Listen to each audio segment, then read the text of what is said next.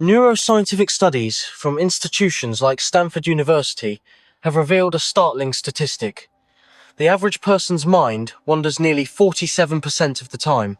During this period, it's not engaged with the present task, but is instead caught in what's known as the default mode network. This network is evolutionarily designed for planning and social cognition, a powerful problem-solving engine. However, in our modern context, it's been chronically miscalibrated. We've taken this magnificent tool, honed for navigating immediate tangible threats and opportunities, and turned it inward. It no longer primarily solves problems in the now. It perpetually simulates problems from the past and rehearses anxieties for the future. The core investigation of this video is to dissect this fundamental misuse and explore a terrifying, yet potentially liberating proposition. In the age of artificial intelligence, this misused faculty is rapidly becoming obsolete. This chronic misuse transforms the mind from a servant into a tyrant.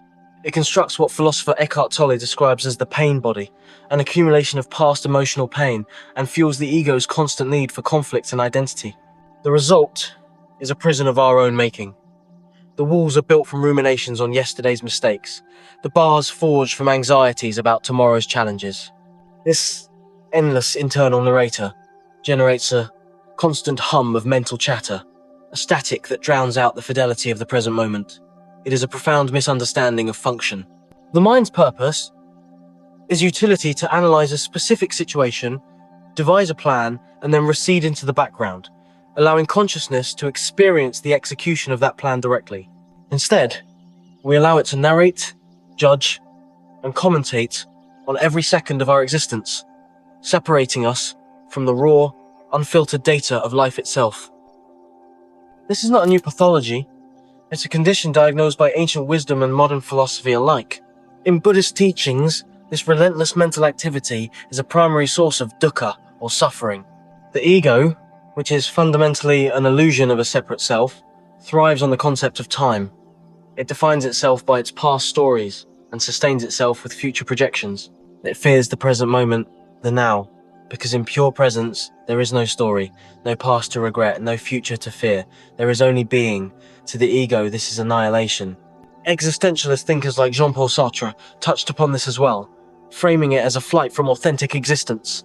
By fixating on time-bound illusions, we engage in a form of bad faith, deceiving ourselves to avoid the terrifying freedom and responsibility that comes with confronting the impermanence and groundlessness of the present. Into this ancient human dilemma, we now introduce a pattern interrupt of unprecedented scale: artificial intelligence. We are on the precipice of what can be called the great outsourcing, a mass transfer of cognitive labor from the biological to the digital. This is not merely about automating physical tasks. This is the offloading of analysis, planning, data synthesis, and even creative ideation. Consider financial modeling. Complex predictive algorithms now outperform human analysts. In medical diagnostics, AI can scan and interpret radiological images with a speed and accuracy that surpasses human radiologists. Even strategic planning, once the domain of seasoned executives, is now being augmented by AI that can simulate millions of outcomes. The very tasks our default mode network was built for to model the world and predict outcomes are now being performed more efficiently by an external tool. The problem-solving engine is being moved outside the skull. This externalization presents a profound philosophical fork in the road. One path leads to potential liberation. If the burden of constant calculation, planning, and worrying is offloaded to a non-conscious entity, are we not then free? Free from the mental chatter that has imprisoned humanity for millennia? This could be the ultimate catalyst for mindfulness, a technological trigger that pushes us out of our heads and into a direct, sensory experience of reality. The mind, freed from its misused role, could finally be quiet. But the other path leads to a deeper, more insidious illusion. What if this outsourced thinking simply becomes a new, more powerful digital ego? A perfectly curated echo chamber that feeds our biases, manages our anxieties for us, and keeps us perpetually distracted with optimized content. We might escape the prison of our own minds only to willingly step into a far more comfortable, algorithmically generated one, further detaching us from authentic presence. The ultimate resolution may lie in understanding a critical distinction that AI forces us to confront: the difference between computation and consciousness. For centuries, we have conflated our thinking with our sense of self. We believe, I think, therefore I am. But AI demonstrates that thinking, the processing of information, the calculation of outcomes, the recognition of patterns, is a substrate-independent mechanical process. It can be done by silicon, just as it is done by neurons. As we outsource this mechanical process, we are left with what remains. What is left when you are not actively thinking, planning, or worrying? The answer is awareness. Pure, non-judgmental consciousness. The ability to simply witness. AI, by taking over the job of thinking, doesn't make consciousness obsolete. It clarifies what consciousness is not. It is not computation.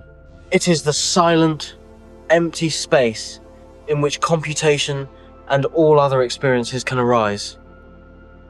Therefore, the proposition that your brain is obsolete is both a warning and an invitation. The part of your brain that you misused, the part that functions as a relentless, anxious narrator, is indeed becoming obsolete. External intelligence can now perform its problem-solving functions better and faster. This is not a loss. It is an opportunity to graduate. The challenge now is to cultivate the part of you that can never be outsourced, your awareness. It is the art of wielding your mind as a tool when needed, and setting it down when it is not. It is the wisdom to use AI as a powerful problem solver without allowing it to become your digital master. The final frontier is not developing better AI, but developing better humans who can use it consciously. Reclaiming the now means seeing both the mind and AI for what they are: powerful, useful, and ultimately subordinate to the silent, watchful presence that is you. The real task begins now. Use these tools, don't be used by them.